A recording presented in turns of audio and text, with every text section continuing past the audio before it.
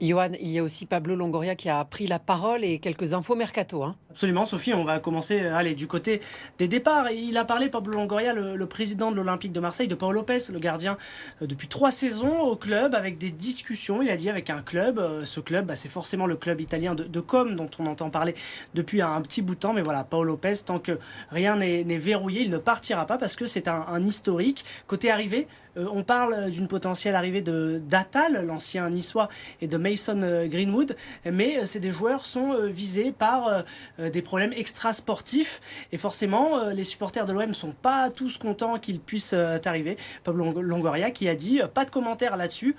Juste une chose, les joueurs doivent tous partager les valeurs du club de l'Olympique de Marseille.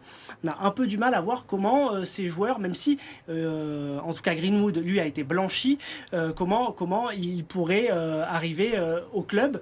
Il y a une chose qui est sûre et qui a transpiré dans cette conférence de presse, c'est que Pablo Longoria a dit que le club allait être actif sur ce mercato d'été. Les moyens à disposition, celle qu'on a promis tous aux coachs. Les maximums à disposition en faisant une bonne gestion économique du club. Ce que je vais, c'est de forcer au maximum tous les budgets qu'on a.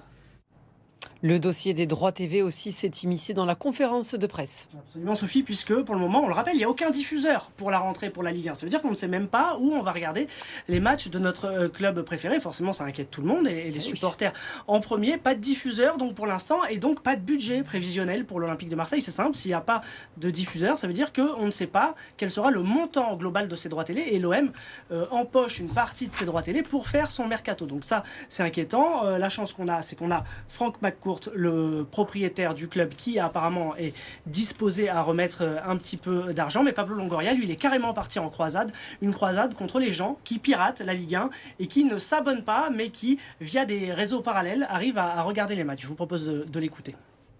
C'est pas normal la quantité de IPTV qu'il y a dans ce moment en France. Et nous, comme Ligue, on est obligé à lutter contre ça. Parce que ça, c'est voler nos droits.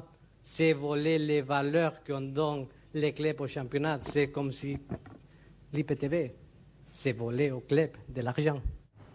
Alors si on ne sait pas qui diffusera la Ligue 1 à la rentrée, ce qu'on sait, c'est que l'OM a déjà un match amical de fixé. Ce sera le 17 juillet à Nîmes.